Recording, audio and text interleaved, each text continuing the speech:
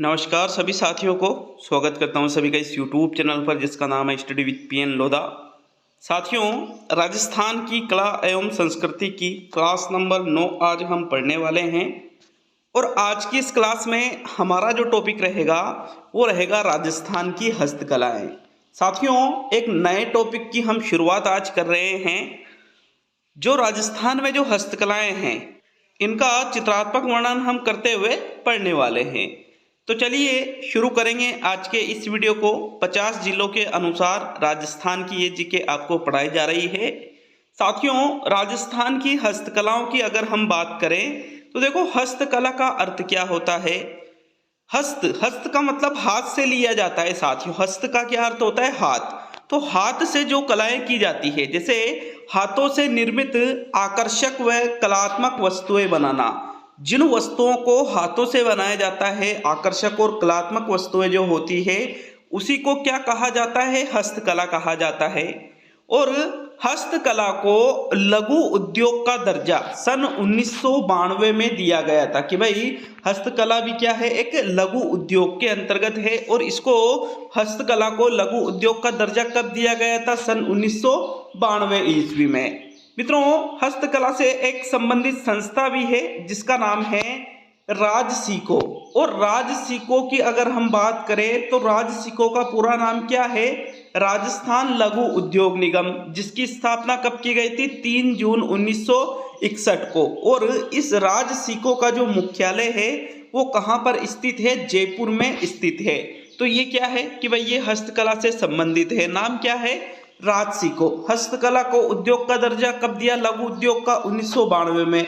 राजसिको का पूरा नाम क्या है साथियों? राजस्थान लघु उद्योग निगम।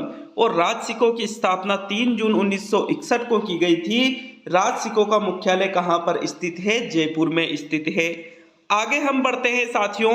तो देखो, राजस्थान की प्रथम हस्तशिल्प नीति के बारे में बात करेंगे कि राजस्थान की जो प्रथम हस्तशिल्प नीति जारी की गई थी, कब की गई थी? 17 सितंबर 2022 को। अभी पिछले 1-2 सालों पहले ही, 2024 अभी चल रहा है, मतलब 2022 में। तो साथियों, 17 सितंबर 2022 को राजस्थान की प्रथम हस्तशिल्प नीति जारी की गई थी। और ये कब तक प्रभावी रहेगी? 31 मार्च 2025 तक ये राजस्थान की प्रथम हस्तशिल्प नीति प्रभावी रहेगी। साथियों, इस नीति की अगर हम बात करें तो शिल्पकारों को सशक्त बनाने के लिए, जो हस्तशिल्प कलाकार है इनको सशक्त बनाने के लिए ही ये राजस्थान की प्रथम हस्तशिल्प नीति जारी की गई है। कब? 17 सितंबर 2022 को। और प्रभावी कब तक रहेगी मित्रों? ये 31 मार्च 2025 तक।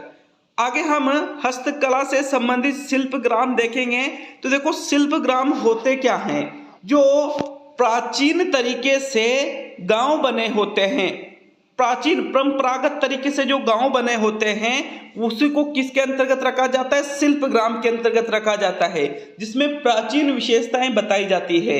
तो राजस्थान में हस्तकला से संबंधित कितने शिल्पग्राम हैं साथियों? 3 शिल्पग्राम हैं।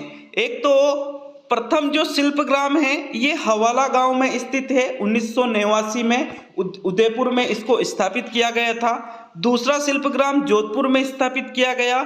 जबकि जो तीसरा शिल्पग्राम है ये आपके जवाहर कला केंद्र 1993 जयपुर में स्थापित किया गया। साथियों, जवाहर कला केंद्र के जो वास्तुकार थे ये थे चार्ल्स कोरिया। जबकि नवीनतम प्रस्तावित शिल्पग्राम है मोलेला गांव। मोलेला गांव कहां पर पड़ता है साथियों? नाथद्वारा में। और नाथद्वारा कौन से जिले के अंतर्गत आता है? राजसमंद जिले के। तो ये भी आपको याद रखना है कि नवीनतम प्रस्तावित शिल्पग्राम राजस्थान में कहां स्थापित किया जाना है? मोलेला गांव, नाथद्वारा, राजसमंद में। 3 अब तक शिल्पग्राम स्थापित किए जा चुके हैं। हवाला गांव उदयपुर में, जोधपुर में, और जवाहर कला केंद्र 1993 में जयपुर में। जबकि चौथा जो नवीनतम है प्रस्तावित शिल्पग्राम वो मोलेला गांव, नाथद्वारा, राजसमंद में यहाँ पर स्थापित किया जाना है।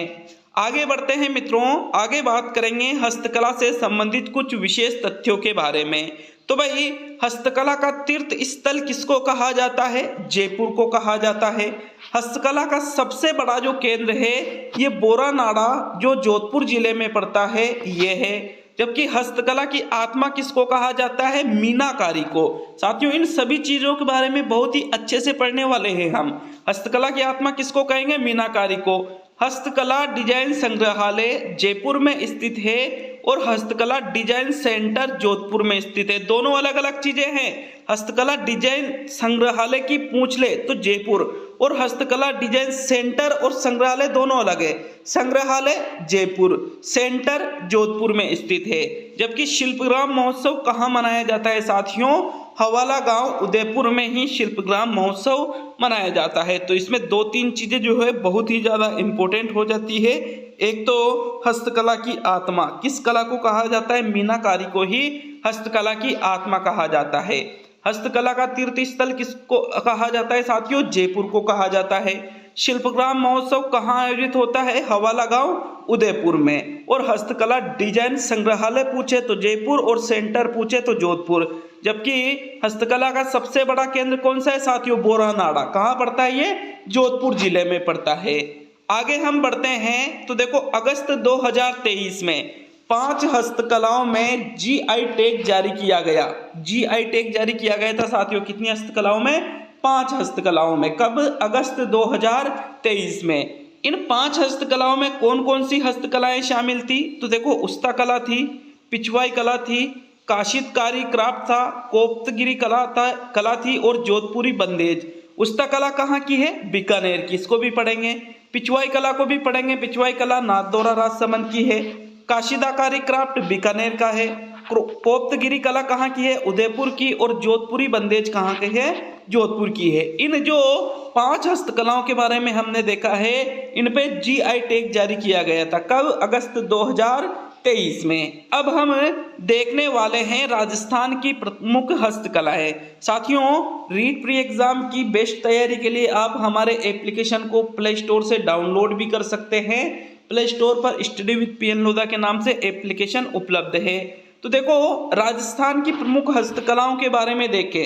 सबसे पहले हम जिस हस्तकला के बारे में देखने वाले हैं वो कौन सी कला है? तो भाई वो आती है आपके पोट्री कला। अब पोट्री कला जो है इसका अर्थ क्या होता है साथियों? चीनी मिट्टी के जो बर्तन बनाए जाते हैं इन पर जो कलाएं की जाती है, चीनी मिट्टी के जो बर्तन हैं यही पोट्री कला के नाम से जाना जाता है, जिसका प्रारंभिक नाम है कामचीनी। पोट्री कला का प्रारंभिक नाम भी याद रखना है कि पोट्री कला का जो प्रारंभिक नाम है वो क्या है? तो कामचीनी है। मित्रों पोट्री कला मूलतः पर्शिया कौन से देश में है? ईरान में स्थित है। तो पोट्री कला मूल रूप से पर्शिया ईरान की है। इसके विभिन्न प्रकार है। किसके विभिन्न प्रकार है? पोट्री कला के विभिन्न प्रकार है। जैसे हम देखें तो ब्लू पोट्री है, ब्लैक पोट्री है, सुनहरी पोट्री है, कागजी पोट्री है, पोखरण पोट्री है। तो साथियों ब्लू पोट्री कहाँ है? जयपुर में। ब्लैक पोट्री कहाँ की प्रसिद्ध है? कोटा जिले की। सुनहरी पोट्री कहाँ की प्रसिद्ध है? बीकानेर जिले की। कागजी पोट्री कहाँ की प्रसिद्ध है? अलवर की। और पोखरण पोट्री कहाँ की प्रसिद्ध है? पोखरण कहाँ पड़ता है? जैसलमेर जिले में पड़ता है। तो ये किसके प्रकार है? ये सभी जो है साथियों आपके पोट्री कला के प्रकार है अलग अलग। अब डायरेक्टली यहां से प्रश्न बन जाते हैं कि भाई राजस्थान में ब्लू पोट्री कहाँ की प्रसिद्ध है? तो आंसर क्या रहेगा? जयपुर की। ब्लैक पोट्री का नाम आते ही आंसर हो जाएगा कोटा की। सुनहरी पोट्री गोल्डन जो पोट्री है वो बीकानेर की प्रसिद्ध है। कागजी जो पोट्री है ये अलवर की है। और पोखरण पोट्री पोखरण जैसलमेर की प्रसिद्ध है। अब देखो हम सबसे पहले बात करेंगे ब्लू पोट्री के बारे में। तो साथियों ब्लू पोट्री को रईस पोट्री भी कहा जाता है। क्या कहा जाता है? ब्लू पोट्री को रईस पोट्री के नाम से भी इसको जाना जाता है। होती क्या है ब्लू पोट्री?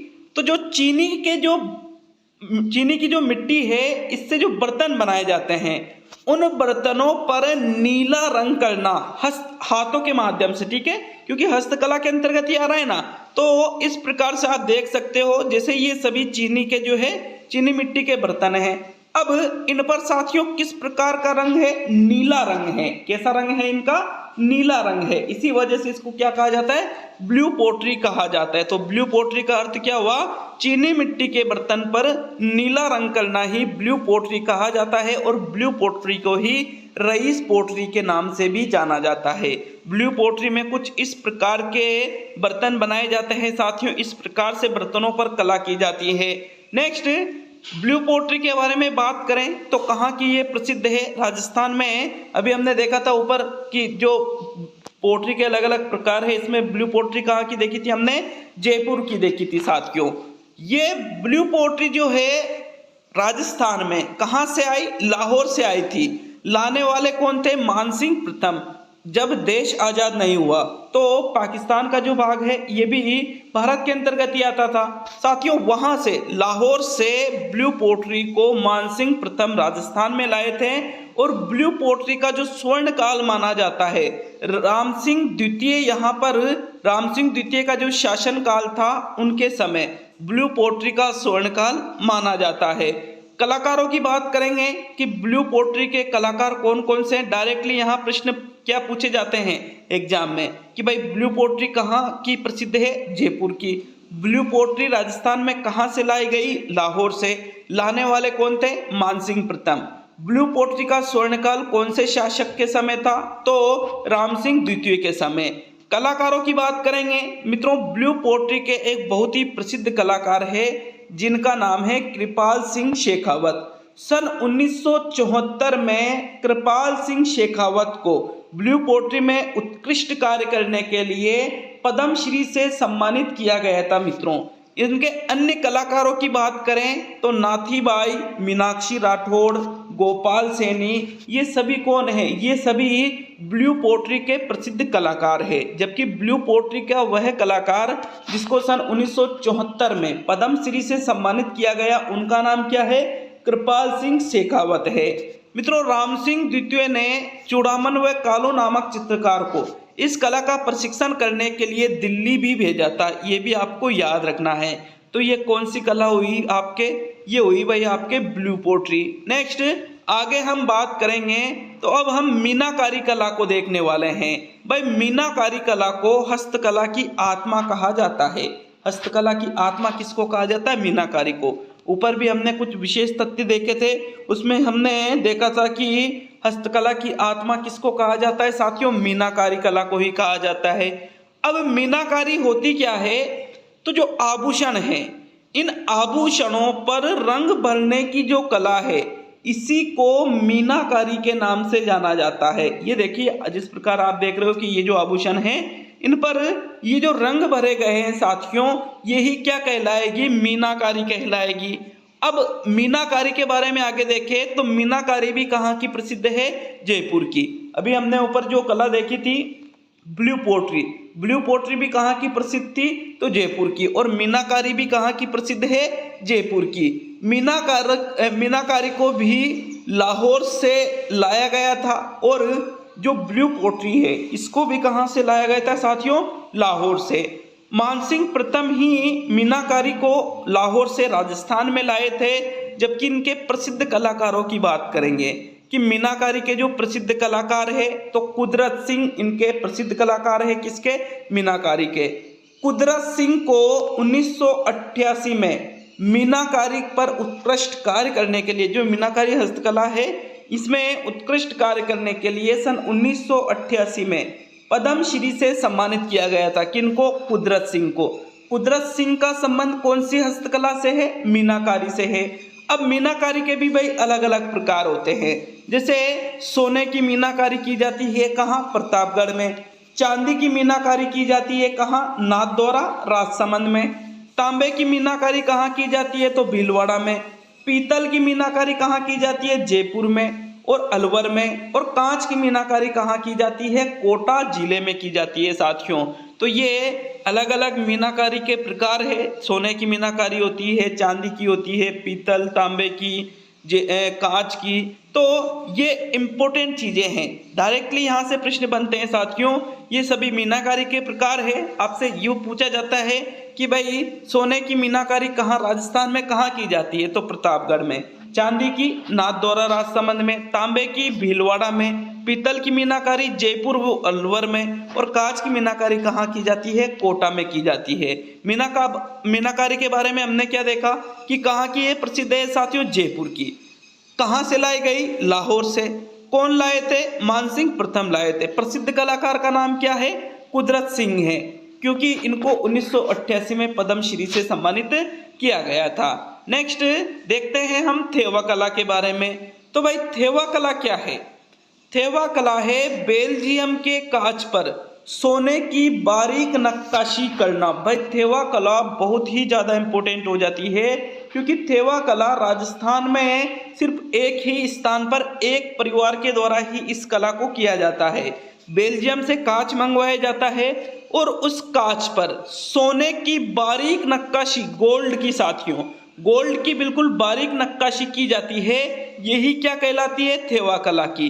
कहाँ की ये प्रसिद्ध है? तो ये प्रतापगढ़ की प्रसिद्ध है। और इस कला में जिस रंग का प्रयोग किया जाता है वो कैसा रंग है? हरा। देख सकते हो आप, गोल्ड की नक्काशी की रखी है इसमें, और यहाँ इसमें जो कलर दिखाई दे रहा है वो कैसा कलर दिखाई दे रहा है? हरा कलर दिखाई दे रहा है साथियों। राजस्थान में एकमात्र ऐसा परिवार है जो थेवा कला के बारे में जानता है। वो कौन सा परिवार है? सोनी परिवार है, जिसके जनक है किसके? थेवा कला के जनक की हम बात कर रहे हैं, सोनी परिवार के जनक की बात नहीं कर रहे हैं। तो थेवा कला के जो जनक हैं वो है नाथूजी सोनी। प्रसिद्ध कलाकार महेश राज सोनी, जिनको 2015 में थेवा कला में उत्कृष्ट कार्य करने के लिए पद्मश्री से सम्मानित किया गया था। अन्य कलाकारों में नाम आता है गिरीश कुमार सोनी का। भाई थेवा कला में नाम किनका आएगा? सोनी परिवार के सदस्यों का ही नाम आएगा, क्योंकि मैंने अभी आपसे कहा था कि राजस्थान में थेवा कला के बारे में सिर्फ एक ही परिवार जानता है। वो कौन सा परिवार है? सोनी परिवार। इस कला को, थेवा कला को अंतर्राष्ट्रीय स्तर पर पहचान दिलाने वाले कौन हैं? जस्टिन बकी। ये नाम भी आपको याद रखना है। यह कला सोनी परिवार की बहू बेटियों को नहीं सिखाई जाती है। कितनी इंपॉर्टेंट बात है साथियों। सोनी परिवार में जो लड़कियां हैं जिनकी शादी होती है, मतलब वहां पर जो लड़कियां शादी करके आती है, उनको भी, जो बहू बेटियां होती है, उनको भी इस कला के बारे में नहीं बताया जाता है साथियों। तो देखो, सिर्फ वहाँ के जो पुरुष है वो ही इस कला के बारे में जानते हैं। जहाँ पर ये कला की जाती है वहाँ पर उनकी परिवार की जो महिलाएं, उनका ही प्रवेश वर्जित माना जाता है। उनको अंदर प्रवेश नहीं दिया जाता है, उनको ये कला नहीं सिखाई जाती है। सन 2002 में थेवा कला में 5 रुपये, थेवा कला पर 5 रुपये का टिकट भी जारी किया गया था। तो ये कौन सी कला हुई? आपके थेवा कला हुई।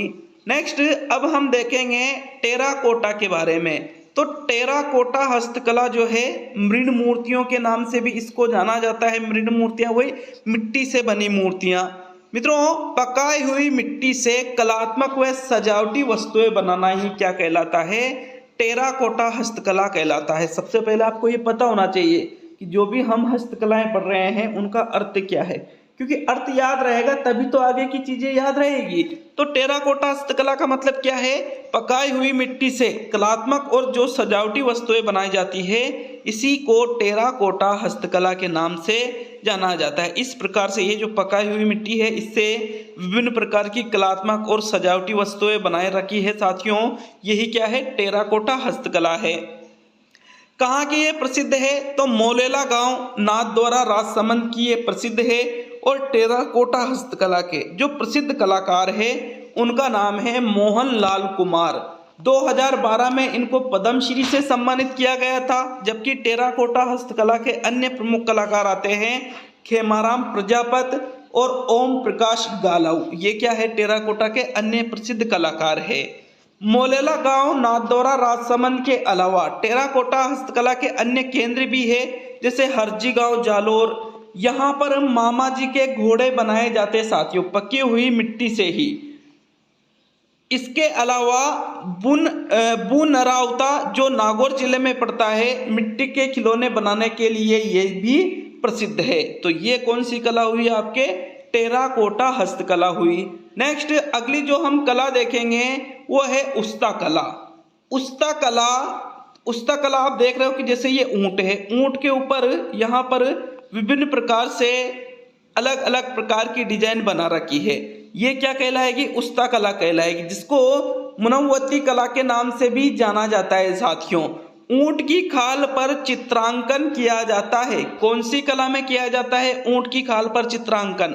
उस्ता कला में ही ऊंट की खाल पर चित्रांकन किया जाता है। और उस्ता कला राजस्थान में कहाँ की प्रसिद्ध है मित्रों? बीकानेर की ये प्रसिद्ध है उस्ता कला। परिवार कौन सा है? उस्ता परिवार है जो उस्ता कला का कार्य करता है। कलाकारों की बात करें तो इनके जो कलाकार है, जो देखो आप ये कलाकार देख रहे हो ना, ये जो कलाकार है साथियों, यहाँ पर उस्ता कला का जो कार्य कर रहे हैं, इनको किस नाम से जाना जाता है? उस्ताद के नाम से जाना जाता है। उस्ता कला को संरक्षण किसने दिया था? अनूप सिंह ने दिया था। प्रसिद्ध कलाकारों की बात करेंगे उस्ता कला के प्रसिद्ध कलाकारों की, तो हिसामुद्दीन उस्ताद, जिनको सन 1986 में पद्मश्री से सम्मानित किया गया था। किनको किया गया था? हिसामुद्दीन उस्ता को। हिसामुद्दीन उस्ता का संबंध कौन सी कला से है? उस्ता कला से है। इसके अन्य कलाकार आते हैं शौकत उस्ता, ये भी उस्ता कला के प्रसिद्ध कलाकार है। जबकि केमल मैन कहा जाता है अशोक टांक को। और केमल हाइड ट्रेनिंग सेंटर आपके बीकानेर जिले में स्थित है। यह कला कौन सी कला? उस्ता कला आयनों, शीशों व कुपियों पर भी होने लगी है। भाई ये पूर्व में तो ऊंटों पर ही की जाती थी, किंतु उस्ता कला वर्तमान में आयनों पर, जो आईने हैं, शीशे हैं और जो कुपियां आती है साथियों, इन पर भी इस कला को वर्तमान में किया जाता है। नेक्स्ट हम देखने वाले हैं फड़ कला के बारे में। तो जो फड़ हस्तकला है, इस प्रकार से फड़ हस्तकला बनाई जाती है। होती क्या है फड़ हस्तकला? किसी कपड़े के पर्दे पर लोक देवता या फिर महापुरुषों का चित्रण करना। देख सकते हो साथियों, जो ये कपड़ा है इस पर लोक देवता या महापुरुषों का चित्रण किया जा रहा है, फिर उनको पढ़ा जाता है। यही क्या कहलाता है? फड़ चित्रण कहलाता है। अब हम फड़ हस्तकला के बारे में आगे जानने वाले हैं। जो फड़ हस्तकला है राजस्थान में, ये कहाँ की प्रसिद्ध है? शाहपुरा जो जिला है, भाई पूर्व में शाहपुरा जिला नहीं था, लेकिन वर्तमान में शाहपुरा एक जिला बन चुका है। तो फड़ हस्तकला राजस्थान में कौन से जिले की प्रसिद्ध है? शाहपुरा जिले की प्रसिद्ध है। कौन सा परिवार प्रसिद्ध है साथियों फड़ हस्तकला में? जोशी जो परिवार है, जोशी परिवार फड़ हस्तकला में प्रसिद्ध है। प्रसिद्ध कलाकारों की बात करें तो श्रीलाल जोशी का नाम आता है फड़ हस्तकला में। 2006 में फड़ हस्तकला में उत्कृष्ट कार्य करने के कारण श्रीलाल जोशी को 2006 में पद्मश्री से सम्मानित किया गया था। जबकि फड़ हस्तकला की जो महिला चित्रकार आती है, महिला जो कलाकार आती है, वो है पार्वती जोशी और गोतल जोशी। ये क्या है? महिला कलाकारों के नाम है मित्रों, ये जो फड़ हस्तकला में बहुत ही ज्यादा प्रसिद्ध है। अब फड़ जो है ये भी अलग अलग लोक देवताओं की, अलग अलग महापुरुषों की होती है। अगर बात करें हम प्रसिद्ध फड़ की, तो राजस्थान में जो सबसे प्रसिद्ध फड़ है ये है लोक देवता पाबूजी की जो फड़ है, यही राजस्थान की सबसे प्रसिद्ध फड़ है। जबकि राजस्थान की सबसे लंबी जो फड़ है देवनारायण जी जो लोक देवता हैं, इनकी जो फड़ है ये राजस्थान में सबसे लंबी फड़ है। एकमात्र फड़ जिसका वाचन नहीं होता है, केवल पूजा की जाती है, वो है भैंसासुर की फड़। जबकि एकमात्र ऐसी फड़ जिसका वाचन दिन में होता है, सभी फड़ों का वाचन रात में होता है, लेकिन एक फड़ ऐसी है जिसका जो वाचन है वो दिन में किया जाता है, तो वो है रामदला कृष्णदला की फड़। और ऐसी कौन सी फड़ है जिसका वाचन ही नहीं किया जाता है बल्कि उसकी सिर्फ पूजा की जाती है? तो वो कौन सी है? भैंसासुर की फड़ है। सबसे लंबी फड़ कौन सी है? देवनारायण जी की। और राजस्थान की सबसे प्रसिद्ध फड़ कौन सी है? लोक देवता पाबूजी की फड़ है साथियों। आगे बढ़ेंगे, अब हम काष्ठ कला के बारे में देखने वाले हैं। तो भाई काष्ठ कला किसको कहा जाता है? काष्ठ का मतलब किससे लिया जाता है? काष्ठ का अर्थ होता है लकड़ी। लकड़ी से जो निर्मित वस्तुएं हाथों से बनाई जाती है उनको क्या कहा जाता है? उसी को काष्ठ कला कहा जाता है।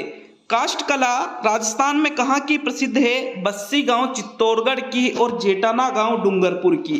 काष्ठ कला बहुत ही ज्यादा प्रसिद्ध है। काष्ठ कला के प्रवर्तक माने जाते हैं साथियों प्रभात जी सुधार, काष्ठ कला के प्रवर्तक माने जाते हैं।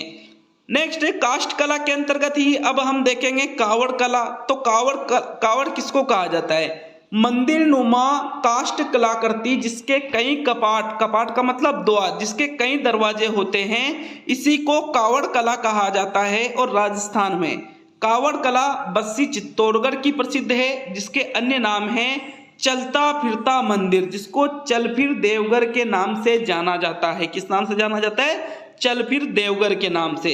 और कावड़ कला के प्रसिद्ध कलाकार है कौन है मित्रों? मांगीलाल। मांगीलाल क्या है? कावड़ कला के प्रसिद्ध कलाकार है। नेक्स्ट काष्ठ कला में ही एक और आती है बेवाण। बेवाण का मतलब है लकड़ी से निर्मित मंदिर नुमा सिंहासन या देव विमान, इनको क्या कहा जाता है? बेवाण। काष्ठ कला में ही कठपुतली भी आती है, अल्डू या अरड़ू की लकड़ी से निर्मित है साथियों। कठपुतली को कौन सी लकड़ी से बनाया जाता है? अल्डू या अरडू की लकड़ी से। एक आती है काष्ठ कला में बाजोट, लकड़ी की चोटी होती है ये। और एक और काष्ठ कला के ही अंतर्गत आता है तोरण। तोरण तो आपने देखा होगा कि जब शादी की जाती है, विवाह का अवसर पर जो बारात आती है, तो दुल्हन के घर के बाहर वो जो तोरण होता है ना, वही वाला तोरण है ये अलग नहीं है। तो विवाह के अवसर पर तोरण का उपयोग किया जाता है। जबकि काष्ठ कला में एक और नाम आता है चोपड़ा। तो चोपड़ा किसको कहते हैं? कुमकुम व अक्षत रखने का लकड़ी का पात्र होता है, इसी को क्या कहा जाता है साथियों? चोपड़ा कहा जाता है। तो ये जो हमने आज की क्लास पढ़ी है राजस्थान की हस्तकला, ये हस्तकला वाला टॉपिक अभी आपके कंप्लीट नहीं हुआ है, क्योंकि थोड़ा बड़ा टॉपिक है। कल जो 10वें नंबर की क्लास आएगी उसमें इस टॉपिक को कंप्लीट कर दिया जाएगा। और 11वें नंबर की क्लास में हम एक नए टॉपिक के साथ आपसे मिलेंगे साथियों। तो कल की क्लास को भी जरूर देखिएगा, मैंने प्लेलिस्ट बना रखी है। पिछली सारी क्लासों को आप जो YouTube चैनल है स्टडी विद पीएन लोधा, वहीं पर प्लेलिस्ट का जो ऑप्शन होता है उसमें जाकर 50 जिलों के अनुसार कला संस्कृति, 50 जिलों के अनुसार भूगोल, तो साथियों ये डिटेल क्लासों की मैंने प्लेलिस्ट बना रखी है, वहां जाकर सारी पिछली क्लासेज आप अटेंड कर सकते हो। मिलेंगे साथियों कल अगले वीडियो में। अच्छा लगे वीडियो को लाइक करके जाइएगा, और चैनल पर नए हो तो चैनल को सब्सक्राइब करके हमें मोटिवेट जरूर करिएगा। बहुत बहुत धन्यवाद सभी का।